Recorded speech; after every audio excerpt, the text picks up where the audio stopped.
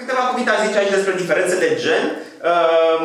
Stereotipul cu care ne confruntăm, adică așa se zice în general, că băieții sunt mai buni la matematică și la științe. Nu e așa, că așa se zice.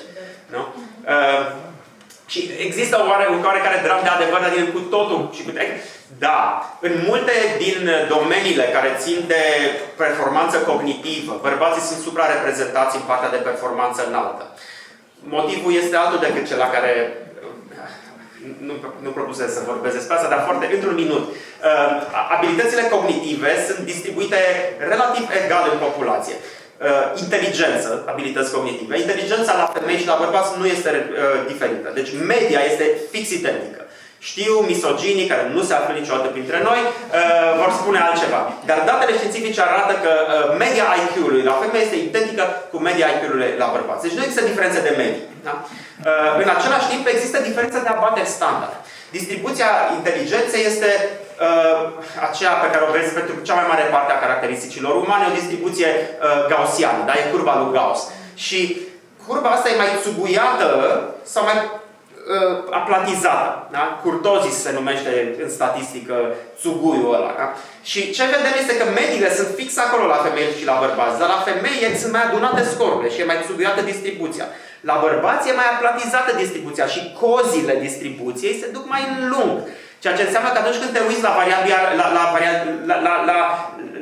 variabilitatea înaltă a scorurilor, bărbații vor fi supra-reprezentați. Deci la IQ-uri de peste 145 o să ai mult mai mulți bărbați decât femei. Dar știți ceva?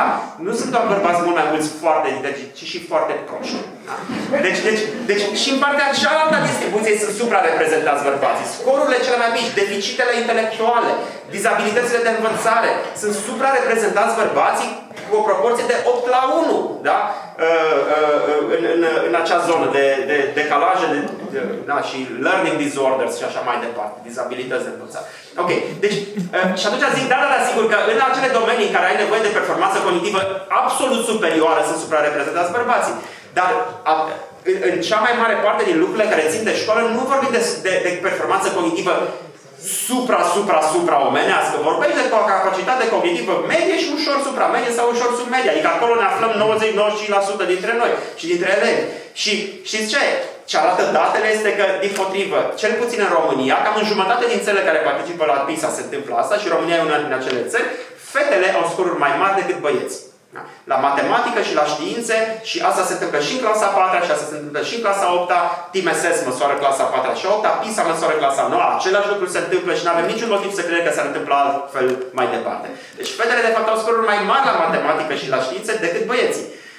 Și ar trebui încurajate în acest motiv să meargă mai departe. Dar când te uiți mai departe în piața muncii și la opțiunile lor vocaționale, de exemplu la noi în Universitatea din București, când mă uit la care sunt studenții care intră, dar hai să ne uităm și la candidați. Poate că avem o problemă și e un bias cu cei pe care îi selectăm la fizică. Da? Dar ne uităm la candidați, să nu ne uităm la selecție. Poate selecția ciuntită, da? Și teribilă. Și poate vin în mod egal fete și băieți. Și noi îi selectăm greșit. Dar nu e adevărat. Disproporția este identică și la candidați. Sunt mult mai mulți candidați băieți care vin către aceste zone decât candidați fete. Și asta ce înseamnă? Înseamnă că, de fapt, societatea întreagă pierde din rezervorul potențial de talente. Fetele ar fi putut să fie bune. De fapt, sunt bune. Asta ne-au arătat la BAC și în toată școala. Dar nu-și doresc carieră în zona aia. Din vari motive și nu avem timp acum să le discutăm. Dar ce încerc să vă spun este că dacă sunt părinți și... De ce spun asta? Pentru că deseori când vorbim despre STEM, și nu e prima dată când vorbesc despre STEM, avem părinți în sală, e o așteptare rezonabilă să spun că jumătate aveți băieți și jumătate aveți fete și cei care aveți fete o să spuneți abia aștept să ne vorbească gelul duminică despre emoții și inteligență emoțională și skill-uri emoționale, pentru că fetele nu prea sunt așa bune la matematică și nu-și doresc și zic, nu, greșit, ar putea să fie atât de bune și în fapt sunt atât de bune la STEM. Dar nu se gândesc să meargă în direcția aia, nici noi poate nu le încurajăm și poate ar putea să facem mai multe să le încurajăm în direcția aia și nu știm când apare următoarea Marie Curie, care, by the way, era femeie, sau următoarea, da, ok. Da, adică avem atât de multe modele, de fapt, în știința serioasă de femei care fac treabă extraordinară. Bun. Deci, da, avem diferențe de gen și, din păcate, disparitate nu-i singur.